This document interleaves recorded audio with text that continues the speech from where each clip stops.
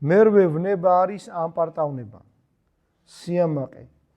ყველა ვნებაზე სასტიკი და ყველაზე დამღუპელი. ამპარტავნება მცანი შეარყია. ბრწყინვალე ნათლით მოსილი ანგელოზი დემონად ბნელ შესაზარ სურად აქცია. ამპარტავნებამ პირველი ადამიანები სამოთხედან გამოდევნა. ჩვენ კი გაჭირვება და მწუხარება გვარგუნა მემკვიდრეობით. ამპარტავნება უფრო საშინელი რამ არის, ვიდრე ყველა სხვა დანარჩენი ვნება ერთად აღებული. თავიანთი კოსმიური არსებობის მანძილზე ანგელოზები მხოლოდ ერთხელ გამოიცადნენ ამპარტავნებით და ამ ერთმა განსაცდელმა სამუდამოდ განსაზღვრა მათი მარადისობა. სატანა ამპარტავნების გამო განვარდა ღმერთის დიდებიდან. თავი წარმოიდგინა სამყაროს ცენტრად, მოიხიბლა თავისი უმაღლესი სერაფიმის მშვენიერებით. საკუთარი თავი გააღმერთა და სწორედ ამის გამო დაკარგა ღმერთი. გახდა აბსოლუტურად ბოროტი, ბნელი სული. მისი ღმერთის წინააღმდეგობის არსებობის შინაარსი ღმერთისადმი კოლოსალური სიძულვილია. ადამიანსაც სწორედ იმიტომ ებრძვის დემონი, რომ ადამიანი ღმერთის ხატია და უფალს დიდი სიყვარულით უყვარს.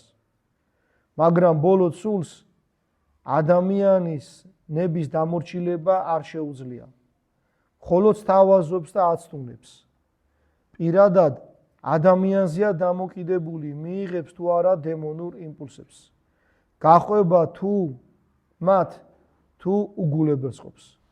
მონაზვნები და განდეგილები, რომელთაც მაღალი სულიერება მოიხვეჭეს, აშკარად გრძნობდნენ ბოროტი ძალის რეალურ წინააღმდეგობას.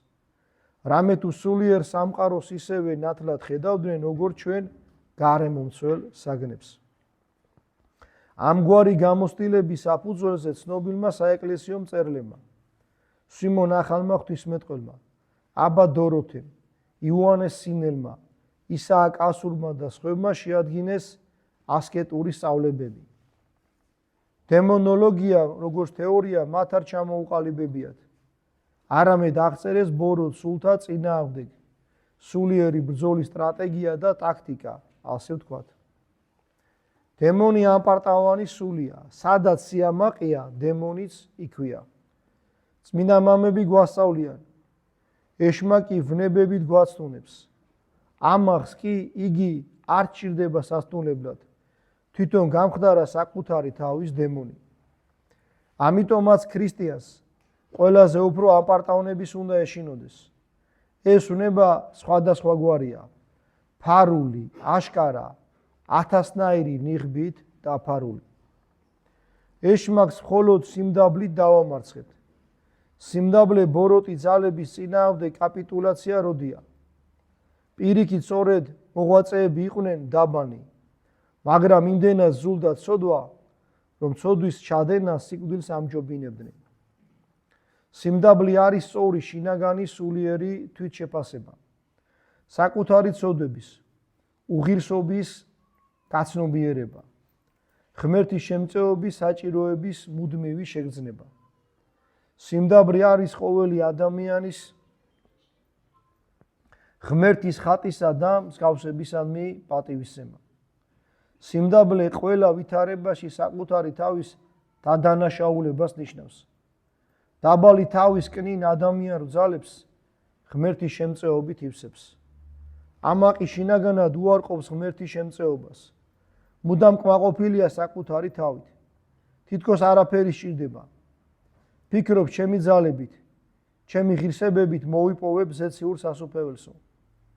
მას ღმერთზე დამოკიდებულების გრძნობა არ აქვს და საკუთარ თავს შესწრფის.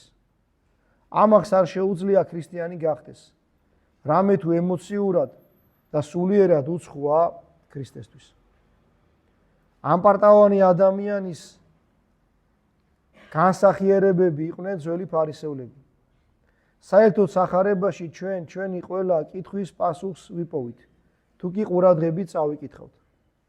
ფარისევლები მოელოდნენ მესიას, მაგრამ როცა იგი მოევლინა ქვეყანას არცნეს, რატომ? მათ არსებითად არ სჭირდებოდათ ხსნელი. ვერ გრძნობდნენ თავიანთ საერთო საკაცობრიო დაცემას, სინანულის აუცილებლობას, ამიტომაც ქრისტეს სიყვარულისა და სინანულის მხადაგებელი მათში მხოლოდ გაღიზიანებას იწვევდა. რაც შემდეგ გაბოროტებასა და სასტიკ სიძულვილში გადაიზარდა. ამაყ ადამიანს არ შეუძლია შეინანოს და ამდენად არც სულიერი განახლება და აღდგენა ძალუც. ფარისევლებს მოსონდათ საკუთარი თავი, თავიანთი წესები. მათ და მის საყოველთაო პატივისცემას აუცილებლობასავით იღებდნენ. იფერებდნენ მოძღვრებს რომ ეძახდნენ. ქრისტემ ამხილა ფარისევლები და უთხრა: ადამიანი ვისი მსახურიცაა, მასვე ემონება. ცოდვის სახურით ცოდვის მონა. ამგვარი მონობა ყველაზე საშინელი და ტანჯველია. ამაყი ვერც სიმშვიდეს მოიპოვებს, ვერც ბედნიერებას. იგი კონფლიქტშია გარემომცველ სამყაროსთან. თავისი თავი გონია სამყაროს ცენტრი და რა კი შეუძლებელია ეს ხვებსაც დააჯეროს, შინაგანად ნაწყენი და შეურაც ყოფილია.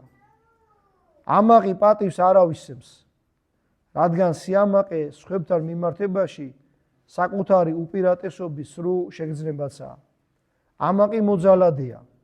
ძალადობა სხვადასხვა ფორმებსა და მასშტაბებში ვლინდება. ძალზე ხშირად ოჯახშიც.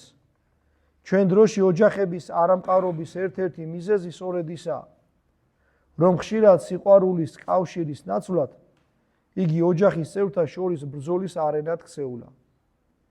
მის ყოველ წელს გონია, სწორედ მისი გამგებლობა და ხელმძღვანელობა გააბედნიერებს ოჯახს. ყოველი ჩვენგანის გვერდით დგას მაცდური, დემონი. ჩვენ ყველა თითქოს უფსკნულის პირას სულიერი საფრთხის წინაშე ვდგავართ. ამ პარტავანს ეს ავიწყდება. იგი გავს ავანტყოფს, რომელსაც თავი ჯანმრთელი გონია.